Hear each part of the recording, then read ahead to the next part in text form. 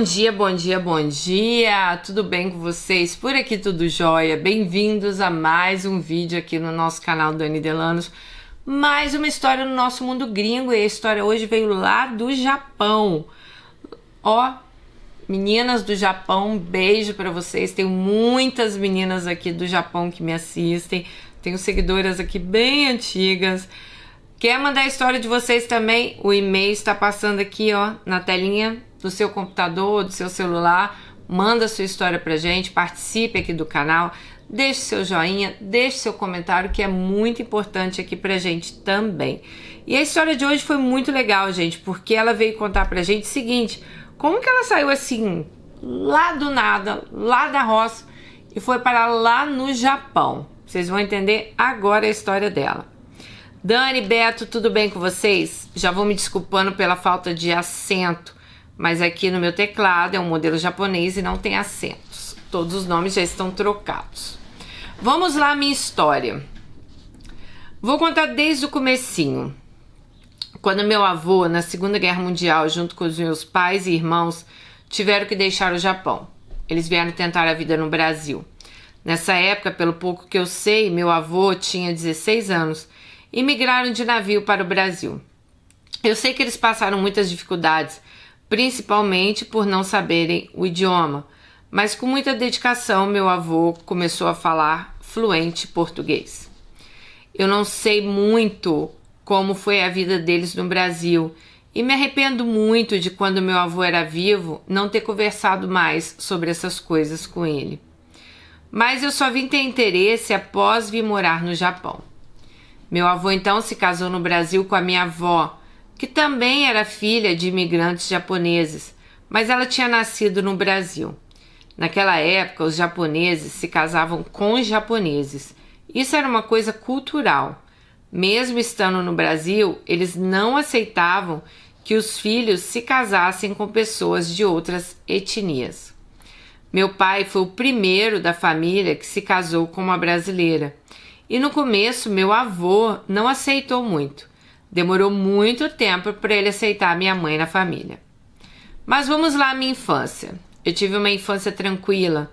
Quando eu tinha 6 anos de idade, meus pais tinham construído uma casa no lote do meu avô.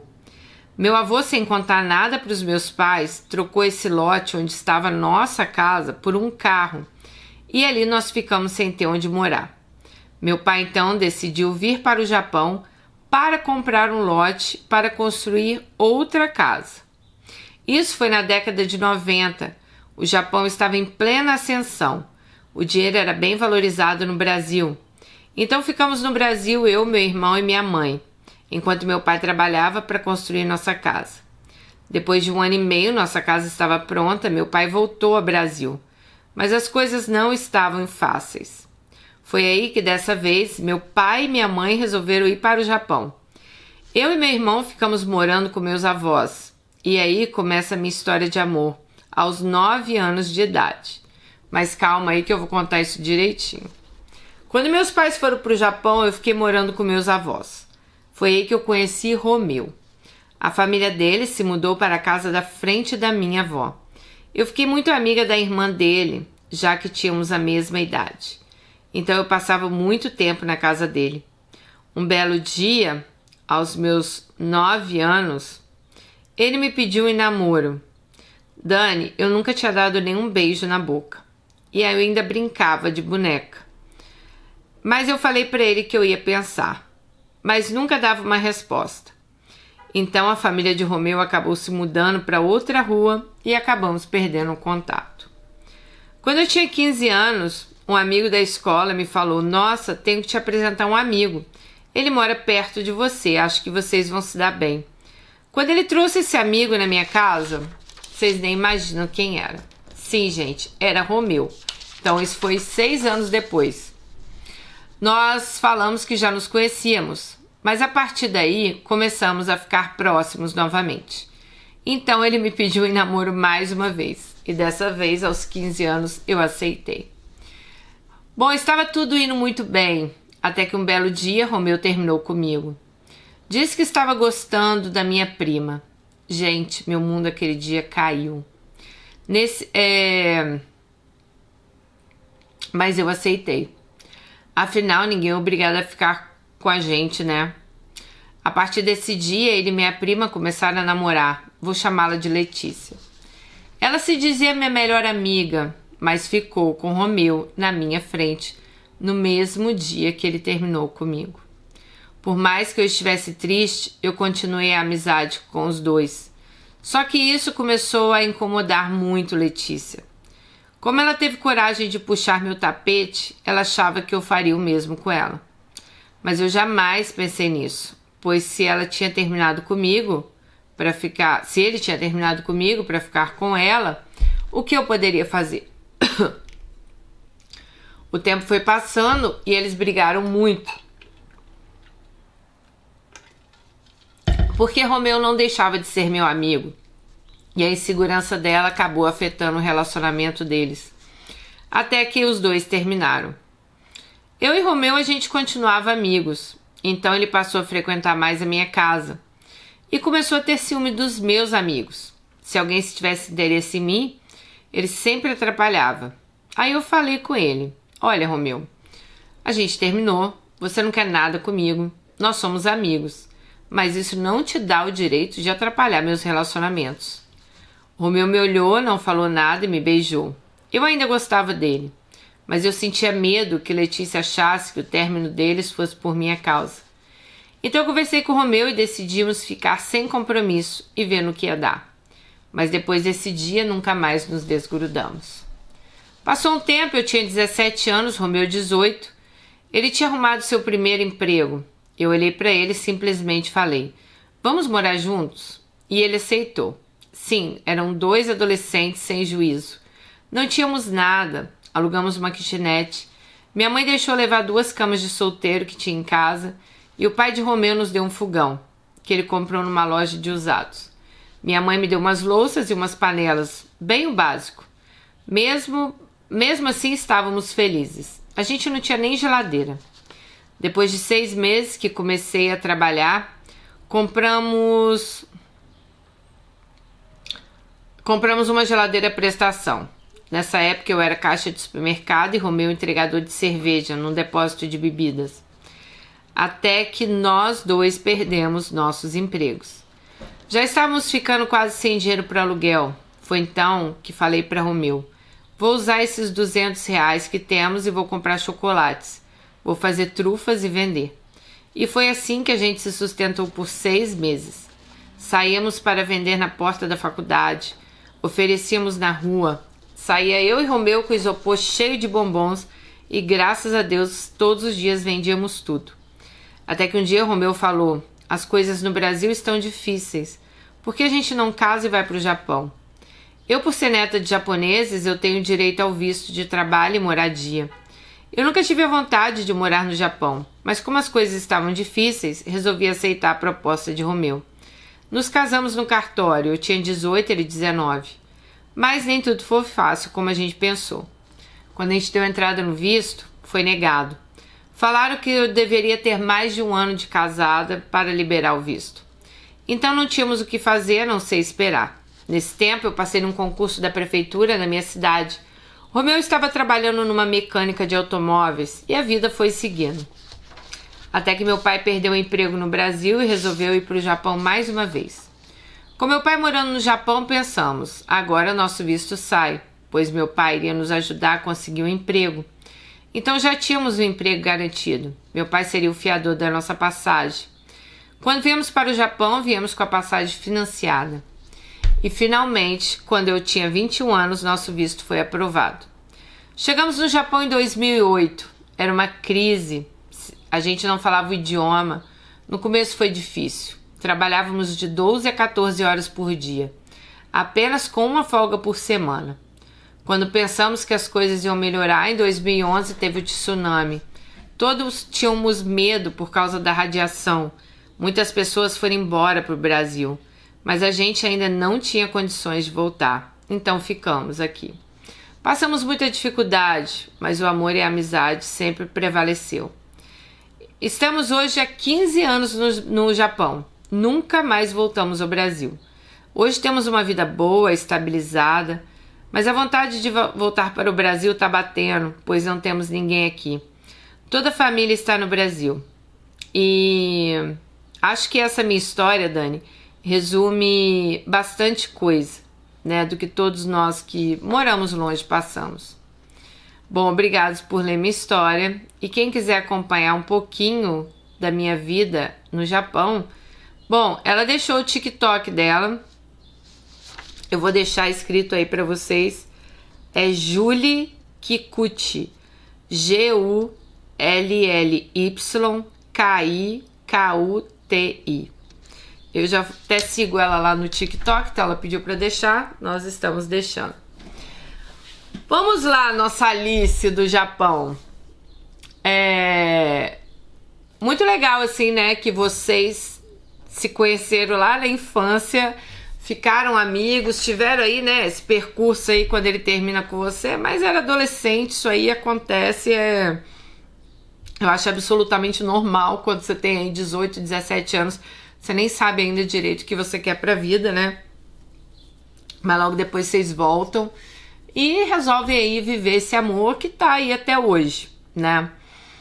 Olha, a parte que você fala aí da imigração pro Japão, né, eu também sou uma imigrante, como muitas meninas que nos assistem aqui. Eu acho que esse é o problema de todos nós imigrantes, sabe? Eu falo assim, que tem a parte boa, que é uma parte que você talvez se estabiliza financeiramente. E não é todo mundo também não, tá, gente? Conheço muita gente que mora aqui e nunca se estabilizou financeiramente. Vive um dia de cada vez, ganha aqui para pagar ali. Mas, assim, é muito legal essa parte, quando a gente consegue se estabilizar financeiramente, né? Acho que isso é bastante, assim, importante para as pessoas que saem do Brasil. Mas a parte da família e da saudade, eu não consigo imaginar você 15 anos sem ir no Brasil. Gente, eu vou no Brasil todo ano. Tem ano que eu vou 2 vezes por ano. E mesmo assim, eu sinto muita falta da minha família. Muita falta do dia a dia que eu perdi com eles. E são coisas que não vão voltar mais. Eu tô fora do Brasil desde 2005. Ano que vem faz 20 anos que eu tô fora do Brasil. Vocês têm noção disso, gente? É uma vida, cara. Então, assim, é muito tempo. E todas as coisas que eu perdi, elas não vão voltar. Então, assim, eu tento, sinceramente, nem pensar muito nisso. Porque se eu pensar, acho que eu piro, sabe? Quantos aniversários, quantos natais, quantos dia das mães, quantos sei lá, apresentação de escola, quanto tudo que eu perdi, convivência, né, dia a dia. Então eu acho que é uma escolha que a gente faz.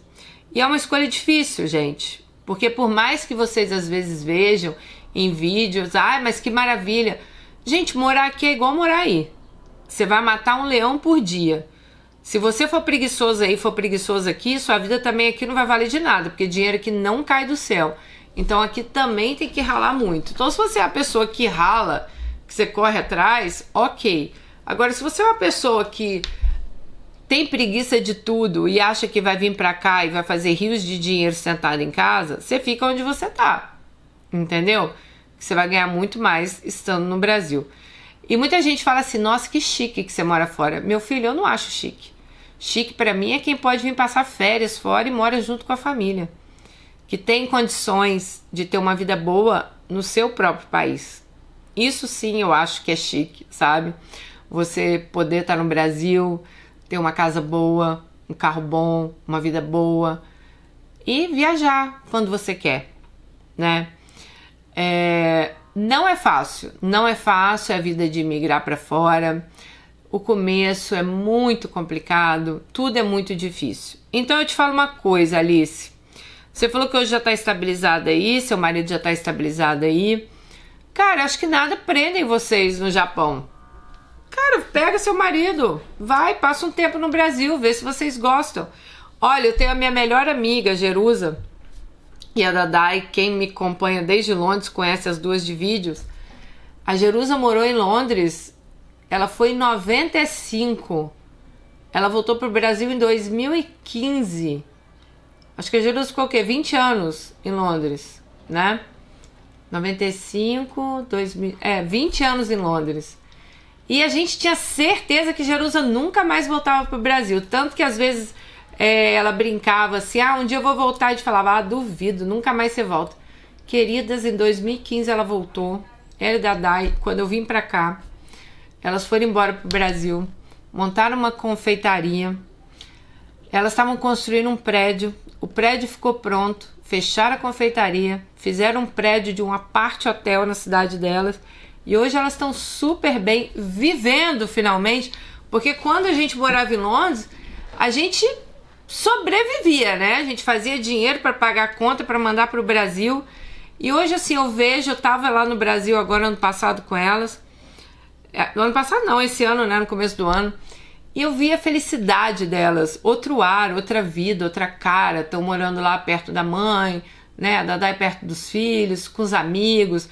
Acompanha o Instagram de G, toda noite tá saindo, vai jantar, vai pra barzinho, coisa que ela não fazia há anos. Então, assim, é muito difícil a gente dar uma opinião, porque eu vejo gente falando assim, Deus me livre, não volta pro Brasil não que você vai se arrepender. Cara, depende muito do que você construiu aqui pra voltar pro Brasil, né? Se você fez uma base boa pra voltar... E a Jerusa e Dadai são mulheres muito trabalhadoras, muito batalhadoras.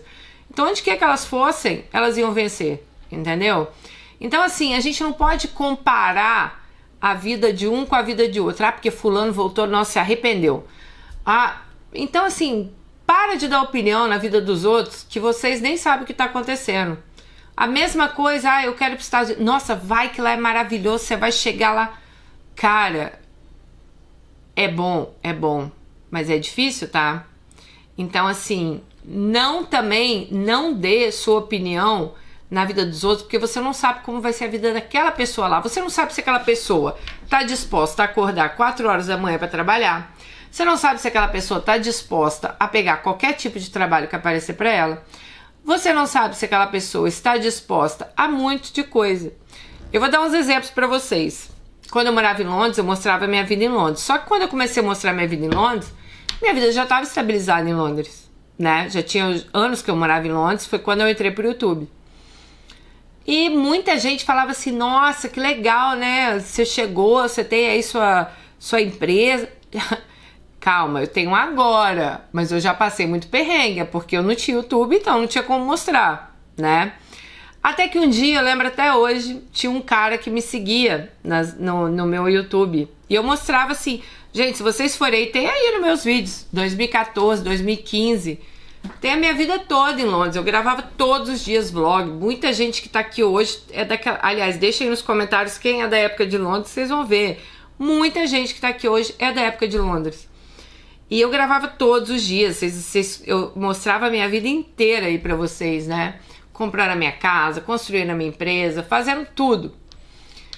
Aí chegou uma vez, eu tinha uma loja, chegou um rapaz na loja, um brasileiro. Ele falou assim, pô, Dani, a vida aqui não é o que você mostra. Aí eu falei assim, mas eu mostro a minha vida. A minha vida é o que eu mostro. Você não tá aqui na minha loja? É o que eu mostro, eu aqui na loja, né? Aí ele falou assim, porque eu cheguei aqui, pô, tem, sei lá, 1 mês que eu cheguei aqui, até agora eu não consegui trabalho. E, gente, eu nunca fui de falar, assim, de questão de trabalho em vídeo, porque eu tinha minha própria loja, então eu não tava procurando trabalho, eu não sabia nem se trabalho tava fácil ou ruim de achar, eu já tinha loja há algum tempo, né? É igual aqui nos Estados Unidos, Dani, é fácil arrumar emprego? Não sei, eu tô na Amazon há 7 anos, eu não sei se hoje em dia tá fácil arrumar emprego. Eu sei que eu abro o site de emprego, tem um monte de emprego, mas tem muito emprego que precisa de papel, entendeu? Que são em corporações, que são empresas grandes. Agora, como tá o emprego no dia a dia, eu não sei falar pra vocês. Aí, gente, eu falei pra ele assim, nossa, mas tá difícil assim? Nossa, porque, eu já fui numas 3 entrevistas pra gerente de loja e não consegui nada. Eu falei assim, tá, mas você fala inglês? Ele, não falo muito bem, não. Gente, pera aí, pra começar, como é que você vai arrumar um trabalho de gerente de loja na Inglaterra se você nem o idioma você sabe falar direito? Aí ele, mas no Brasil eu tenho experiência. Eu falei assim, mas a sua experiência no Brasil, infelizmente, ela não vai contar muito aqui, principalmente quando você chega, entendeu? Então, assim, ele ficou frustrado porque ele achou que ele tinha uma experiência de gerente de loja no Brasil, que ele iria arrumar um trabalho de gerente de loja na Inglaterra e ele não conseguiu, né? Mesmo tendo, acho que ele tinha documento europeu. Então, as pessoas, elas meio que saem da casa, sabe, fora da casinha. Eu, quando cheguei aqui nos Estados Unidos, eu fiz um vídeo. Se vocês forem aí no meu canal, Gente, sempre eu esqueço quando eu vim para os Estados Unidos. Acho que foi 2016 que eu vim para os Estados Unidos. Sempre eu esqueço que ano que foi. Mas eu acho que foi 2016. Acho que foi 2016. Eu lembro que eu fiz um vídeo aí até falando sobre Inglaterra, Estados Unidos. O pessoal perguntava muito na época, Dani, qual é o melhor lugar, Inglaterra ou Estados Unidos? E eu botei um vídeo contando as minhas primeiras impressões aqui em vir morar nos Estados Unidos. E eu vou falar para vocês, talvez tenha sido mais difícil do que na Inglaterra. Porque na Inglaterra eu já cheguei com o meu papel europeu. Eu já cheguei com um trabalho, que daí trabalhava no museu. Eu já fui trabalhar no museu também, porque ela já tinha pedido lá um trabalho para mim, né? Eu já cheguei na casa de Jerusa. Então, assim, as coisas andaram mais rápido. Aqui nos Estados Unidos, eu cheguei sem papel, porque eu casei com o Marcos, tinha que dar entrada no papel ainda, então eu não podia arrumar já um emprego formal, digamos assim. Segundo, eu tive que fazer um downgrade na minha vida. Eu tinha uma loja, eu era minha própria chefe, eu fui limpar a casa quando eu cheguei aqui, tá? E eu não tô falando, gente, que, nossa, é horrível limpar a casa. Eu, sinceramente, não gosto de limpar nem a minha. Limpo porque eu não gosto de nada sujo. Mas não é uma coisa que eu queria pro meu futuro, ficar limpando casa nos Estados Unidos. Mas eu tive que fazer isso, Então eu tive que dar um passo para trás, até meu documento sair, para eu dar 10 passinhos para frente. Então, assim, e mesmo assim, para limpar a casa não foi fácil, porque não é fácil arrumar a casa para você limpar aqui. Você vai ter que limpar, talvez, para os outros, ajudando alguém, sabe? Então, assim, não é fácil. Trabalhei no restaurante, nunca tinha trabalhado em restaurante na minha vida. Trabalhei no restaurante, atendendo telefone, pegando pedido para negócio de comida, sabe? No final do dia do restaurante, todo mundo tinha que ir lá limpar o restaurante, fazer as coisas. Então, assim, se eu não fosse uma pessoa firme... Marcos fala, né, que tem uma cena assim, que uma vez eu fui limpar um apartamento. Era com uma colombiana que eu limpava. Ela me chamou pra ir com ela. E eu não lembro porquê, acho que era um lugar que era até que perto de casa, mas é um lugar assim que é muito difícil para estacionar. Aí eu acho que Marcos estava em casa, eu pedi para ele me levar lá e me buscar. Foi algo assim. E ele fala assim, né, que quando ele me viu saindo do carro com aquela bolsinha de produto de limpeza, que tava comigo, a bolsinha da mulher lá, uma cestinha, ele falou, essa mulher vai me largar e vai embora para Londres. Porque ele tinha me conhecido como dona do meu próprio negócio, lá em Londres, da minha loja, né? Ele falou assim, nossa, essa mulher vai... pode perguntar a ele, ele fala, essa mulher vai me largar e ela vai embora, porque ela não vai aguentar ficar aqui assim. E eu fiquei, gente, porque quando eu me proponho uma coisa, eu vou até o fim, entendeu? E claro... Logo depois as coisas melhoraram, que 6 meses é o meu documento, então eu já entrei na Amazon. Então, assim, mas o que eu tô dizendo pra vocês, nem tudo são flores. Tem muita gente que eu vejo nos grupos desesperado pedindo emprego. Eu cheguei aqui há um mês. Porque, gente, tem muito trabalho, às vezes até informal. O problema é você ter trabalho todos os dias. Por exemplo, na Amazon eu tenho um contrato de trabalho. Eu trabalho mínimo 40 horas por semana e máximo 60. Mas você é babá, você não tem esse contrato. Você vai limpar a casa? Sei lá, você pode estar com uma casa marcada e a pessoa falar, desculpa, tô passando mal, não precisa vir hoje. E pode ser que a pessoa nem te pague. Talvez se a pessoa for um pouco mais assim, ela falar, olha, você não precisa vir, mas eu vou pagar, porque querendo ou não, você deixou aquele dia pra mim. Mas é difícil acontecer, entendeu? E tem gente que às vezes tem uma casa por semana. Tem gente, às vezes, que tem trabalho 2 dias por semana. E aqui fora você ganha por hora. Então, você não trabalhou, você não recebe. Não é uma loja no Brasil que você ganha seu salário fixo, tem 10 feriados no mês e seu salário tá ali. Ou então, você teve que faltar, sei lá, ficou doente, mas seu salário tá ali, né? Então, a vida é bem diferente para todo mundo. Mas é isso, Alice. Eu só queria contar um pouquinho dessa história. Eu sei que aí eu saio um pouco da história da Alice, mas eu queria deixar isso claro, já que a gente tá falando de imigração. Alice, minha filha, faça o que seu coração mandar, sabe? O mundo é, portas abertas aí. Vocês têm visto, vocês moram no Japão, vocês podem ir e vir na hora que quiser. Quer passar um tempo no Brasil? Vá passar um tempo no Brasil, vá curtir sua família, vá curtir, né, você, seu marido, curtir a família de vocês. E, sabe, faça a sua vida valer a pena. Às vezes nem tudo é a gente estar num lugar, ou então vá para o Brasil de férias, passe umas férias lá, passe um tempo lá. Mas 15 anos sem ir, 15 anos sem pisar no Brasil, você tendo família lá, sua mãe, seu pai. Gente, não, é muito triste isso. Deus me livre. Bom, super beijo para vocês, fiquem com Deus e até o próximo vídeo. Tchau.